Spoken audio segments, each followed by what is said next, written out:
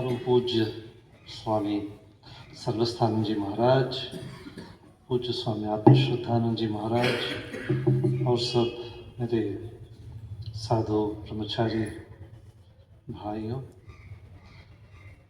School के principal साहब और सब जो टीचिंग स्टाफ है और मेरे प्यारे स्टूडेंट्स बच्चे। तो जैसे महाराज जी ने बताया, मैं साउथ अमेरिका, नॉर्थ अमेरिका और साउथ अमेरिका दो अलग अलग कॉन्टिनेंट है, हाँ ठीक है। तो साउथ अमेरिका में जो सबसे बड़ा देश है ब्राज़ील, वहाँ से आ रहा हूँ। तो इस पृथ्वी में Brazil 5th biggest country in the world, 5 number सबसे बड़ा देश। यूएसए, कनाडा, रशिया, चाइना के बाद ब्राज़ील सबसे बड़ा देश। भारत से लगभग 2.5 टाइम्स, कैसे 2.5 गुण बड़ा है ब्राज़ील। और ब्राज़ील इसलिए पॉपुलर है 2 चीज़ के लिए। महाराज ने पूछा आप लोगों को, पहला है कॉफ़ी, सबसे बड़ा एक्सपोर्टर ऑफ कॉफ़ी, ठीक है। तो आप तो कॉफ़ी जानते हैं ना, तो भारत में भी तैयार होता है, परंतु ब्राज़ील का कॉफ़ी बेस्ट क्वालिटी होता है। सेकंड है, बहुत फेमस है ब्राज़ील फॉर फुटबॉल, जो खेल फुटबॉल है ना। तो सबसे बड़े क्या फुटबॉल प्लेयर्स वहाँ से हैं। अर्जेंटीना, तो यूरोप में भी बहुत सारे देश में तो फुटबॉल बहुत प्रसिद्ध है। तो वहाँ पर ब्राज़ील में जैसे यहाँ पर क्रिकेट, वहाँ पर फुटबॉल बचपन से ही बच्चे लोग सीखते हैं। रास्ता में जहाँ पर एक छोटा गेंद मिल गया तो बस खेलते रहते हैं। तो इतना अच्छा से टैकल करना सीख लेते हैं, तो इतना अच्छा से टैकल करते रहते हैं ना, तो रास्ता में मैं देखते रहता हूँ। तो बहुत टैलेंट है उनके अंदर उसके बारे में, तो सीखते भी है। तो कोचिंग वगैरह तो है, तो बहुत सारे स्टेडियम्स है। तो football is the national sport, जैसे यहाँ पर क्रिकेट। तो ऐसे ही ब्राज़ील इतना बड़ा देश है, परंतु तो बहुत भाग वहाँ पर 3 भाग में एक भाग वो अमेज़न फॉरेस्ट्स करके बहुत बड़ा फॉरेस्ट है। तो और नदी प्रदेश भी है, तो वो 3 भाग में एक भाग वहाँ पर चला जाता है, उसमें चला जाता है। तो और जगह में जो है तो पॉपुलेशन बहुत कम है भारत से, लगभग 40 करोड़ 40 करोड़। तो इतना ज़्यादा नहीं है। तो भारत में तो कितना बहुत ज़्यादा है। तो अपॉर्चुनिटीज़ उतना ज़्यादा नहीं है वहाँ पर। डेवलपिंग कंट्री है जैसे भारत, ठीक है। तो गरीबी भी है वहाँ पर, और होमलेस पीपल जो जिनके पास मकान वगैरह नहीं है वो भी दिखता है। जैसे यहाँ पर गरीबी है वैसे, परंतु अपॉर्चुनिटीज़ अभी बहुत हो रहा है वहाँ पर। इंडस्ट्रीज़ वगैरह है, एविएशन इंडस्ट्री है, फ्लाइट्स बनाते हैं, तो माइनिंग वगैरह, एग्रीकल्चर तो है ही। तो बहुत प्रगति हो रहा है वहाँ पर भी। और भारत के बारे में वहाँ पर उन लोगों को बहुत बहुत श्रद्धा है, क्योंकि तो उन लोगों का हिस्ट्री, इतिहास केवल 500 ईयर्स, इसके पीछे वहाँ पर तो आदमी लोग थे, वहाँ पर इंडिजिनस पीपल जो थे वहाँ पर, नेटिव पीपल थे वहाँ पर। परंतु जब पोर्तुगीज़ पीपल आके वहाँ पर उस देश को डिस्कवर किया, तो जब पहले बार उन्होंने शिप लेके आया और देखा कि यहाँ पर एक देश है, तो आप जानते हैं ना, वास्को दा गामा भारत के लिए ढूंढ रहा था, भारत में आने के लिए रास्ता ढूंढ रहा था, और अचानक वहाँ पर अमेरिका में आ गया। सोचा कि यही अमेरिका, यही भारत है। तो वो जब वहाँ पर आया तो वहाँ पर जो आदमी लोग थे तो उनके बीच में लड़ाई वगैरह शुरुआत हुआ और सब लोगों को मार डाला इन्होंने, पोर्तुगीज़ पीपल सबको मार दिया। और उनका जगह, उनका जो पैसा वगैरह जो भी था, सोना वगैरह जो भी था वहाँ पर, तो सब देश के लिए ले लिया इन्होंने, जो भी है। तो इसलिए उन लोगों का हिस्ट्री, इससे आगे क्या था, क्या संस्कृति थी वहाँ पर, क्या धर्म थी, ये सब कुछ नहीं जानते हैं ये लोग। तो इसलिए भारत में इतना पुराना एक परंपरा है, इतिहास है, संस्कृति है, धर्म है, तो इसके बारे में उन लोगों को बहुत श्रद्धा। तो वहाँ पर तो पूरा क्रिश्चियनिटी आ गया वहाँ पर। तो जो भी लोग थे तो उनको क्रिश्चियन बना दिया और यूरोप से आके वहाँ पर सेटल कर लिया लोग। तो इसलिए उनका जो पहले जो धर्म था सब गायब हो गया। तो वहाँ पर भारत के बारे में दो चीज़ के लिए श्रद्धा करते हैं। एक संस्कृत के लिए, संस्कृत भाषा, इतना पुराना भाषा, अभी भी आदमी लोग पढ़ते हैं, बोलते हैं संस्कृत में, इतना अच्छा व्यवस्थित रूप में ग्रामर संस्कृत भाषा की, इतना मधुर भी है। तो इसलिए संस्कृत के बारे में बहुत सारे लोग वहाँ पर संस्कृत पढ़ते हैं। तो यहाँ पर कितने आदमी लोग पढ़ते हैं नहीं जानता हूँ, परंतु वहाँ पर यूनिवर्सिटी में संस्कृत का डिपार्टमेंट है। तो वहाँ पर संस्कृत का क्लासेस भी चलता है, ऑनलाइन क्लासेस भी चलता है। तो बहुत सारे लोग संस्कृत पढ़ते हैं वहाँ पर। और दूसरा कारण है तो ये जो भारत का जो धर्म है, तो हर एक धर्म में सत्य है। सत्य को हम दूसरे धर्मों के we can reach truth through different paths. ये जो यूनिवर्सल अप्रोच जो है ना, भारत का जो विशाल दृष्टि जो है, ये बहुत पसंद होता है लोगों को। वो कहते हैं तो ऐसे तो कभी नहीं बताया मुझे, तो चर्चेस वगैरह में, तो क्रिश्चियन धर्म में तो ये ऐसे आइडिया कभी नहीं बताया। तो इसलिए भारत के बारे में तो बहुत श्रद्धा है। तो फिर वहाँ पर जब जैसे महाराज जी ने बताया, स्वामी विवेकानंद ने बहुत पॉपुलर हुए हैं वहाँ पर नॉर्थ अमेरिका में, शिकागो में, जो धर्म सम्मेलन में भारत के बारे में, भारतीय संस्कृति के बारे में, भारतीय धर्म वेदांत के बारे में बताए और बहुत पॉपुलर हो गए। तो उनका जो सुनाम और उनका जो वाणी, टीचिंग्स, उपदेश जो भी है, तो यहाँ पर साउथ अमेरिका में भी पेपर्स में, न्यूज़पेपर्स में रिपोर्ट आती थी। तो न्यूज़पेपर्स में रिपोर्टिंग, उसको पढ़कर वहाँ पर अर्जेंटीना में, अर्जेंटीना और एक देश है, बड़ा देश है, ब्राज़ील से छोटा बट लागू है, it is just next to Brazil. तो वहाँ पर एक ग्रुप ऑफ स्टूडेंट्स तो वेदांत के बारे में सीखने के लिए, वेदांत के बारे में तो क्यूरियस हो गए। तो योग के बारे में, स्वामी विवेकानंद के बाद योग बहुत प्रसिद्ध हो गया वहाँ पर वेस्ट में। तो योग सीखने के लिए और धर्म, भारतीय संस्कृति को सीखने के लिए तो वहाँ पर इंटरेस्ट शुरुआत हुई। तो वो जो वेदांत के ग्रुप जो बना वहाँ पर अर्जेंटीना में, उन्होंने चिट्ठी भेजा बेलूर मठ में, तो ऐसे एक स्वामी भेज दीजिए हमें भी योग और वेदांत सिखाने के लिए। तो 1930 में तो बेलूर मठ से एक महाराज जी को वहाँ पर अर्जेंटीना में भेजा गया, स्वामी विजयानंद महाराज।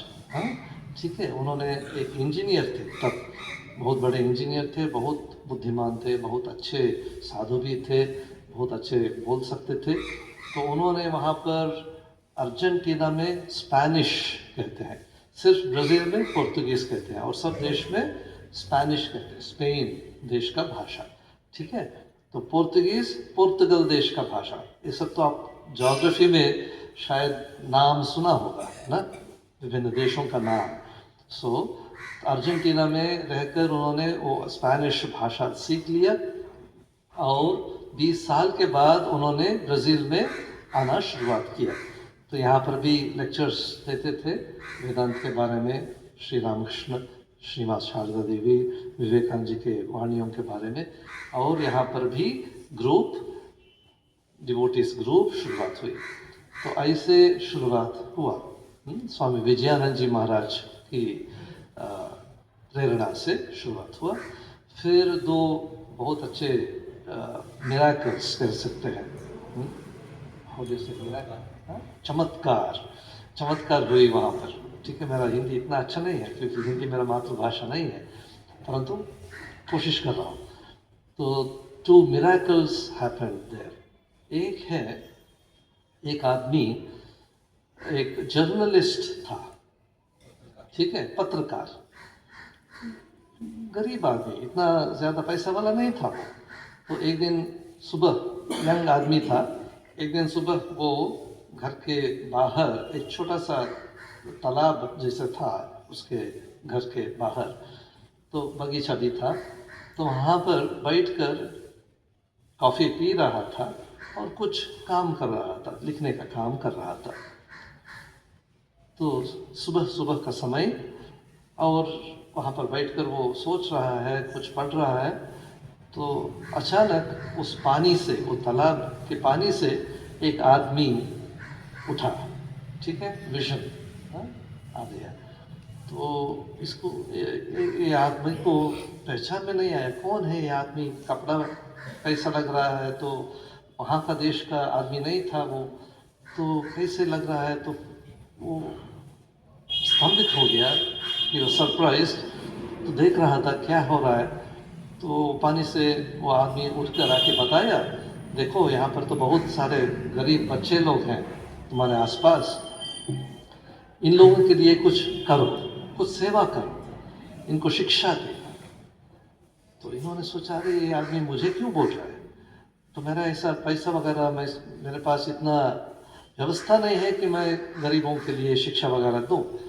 तो ऐसे डाउट आ गया उनके मन में, तो मेरा मन की भ्रम हो सकता है, हाँ, तो शायद मेरे मन में कुछ गड़बड़ हो रहा है। तो इनके पास एक आध्यात्मिक टीचर था, स्पिरिटिस्ट कहते हैं, तो ये जो स्पिरिट से बात करते हैं, मीडियम वगैरह करते हैं ना, स्पिरिटिस्ट, तो ट्रेडिशनल बिलीफ है। तो इनके पास गया, तो बोला, देखिए ऐसे आज सुबह एक दर्शन हुआ, तो एक आदमी मैं नहीं पहचानता हूँ उनको, तो उन्होंने ऐसे बताया, तो ये क्या मैं करूँ ऐसे, ये क्या मेरे लिए भला हो सकता है, तो अच्छा हो सकता है। तो उन्होंने कुछ सोचा, थोड़ा ध्यान किया और बोला कि ठीक, इसको करना पड़ेगा तुमको, इससे तुम्हारे जीवन में तुम आनंद पाओगे। तो इन्होंने क्या किया, उन्होंने वापस आया घर पे, और आसपास में जो बच्चे लोग थे, गरीब बच्चे लोग, उनको लेकर रोज घर पे ही तो एक कमरे में कुछ कुछ सिखाना शुरुआत किया, इंग्लिश, मैथमेटिक्स, ये सब थोड़ा थोड़ा सिखाना शुरुआत किया, वो जो जानता था। तो फिर कुछ दिनों के बाद फिर से दर्शन दे वो महाराज जी, फिर से आए इनके पास और बताए, तो तुम शुरुआत किया तो ठीक है, अच्छा है, परंतु बहुत छोटे से प्रकार से तुम शुरुआत किया, तो और भी बड़ा रूप में करना पड़ेगा तुमको, और भी ज़्यादा बच्चे लोगों को मदद करना पड़ेगा। ये तो एक दो बच्चे लोगों को करने से तो कुछ फ़ायदा नहीं होगा, बहुत सारे बच्चे लोग हैं, गरीब हैं। तो उन्होंने सोचा, तो फिर से कैसे करूं, तो कुछ बंधु लोग, फ्रेंड्स के साथ बातचीत किया, तो ऐसे कुछ करना चाहिए, मदद करना चाहिए, सोसाइटी को, गरीबों को उद्धार करना चाहिए, ऐसे करके करके थोड़ा एक ग्रुप, एक टीम मिल गया, जो फ्रेंड्स सर्कल में। तो ऐसे सोचकर समझकर एक जगह खरीदा उन्होंने, तो फिर एक बड़ा इंस्टीट्यूशन हो गया, छोटे से शुरुआत हुआ, तो अभी एक बड़ा इंस्टीट्यूशन हो गया, वो इंस्टीट्यूशन दे रामकृष्ण, रामकृष्ण के नाम पे वो इंस्टीट्यूशन है। तो इन्होंने ढूंढ रहा था, कौन है ये आदमी जो मुझे आके ऐसे बताया करने के लिए।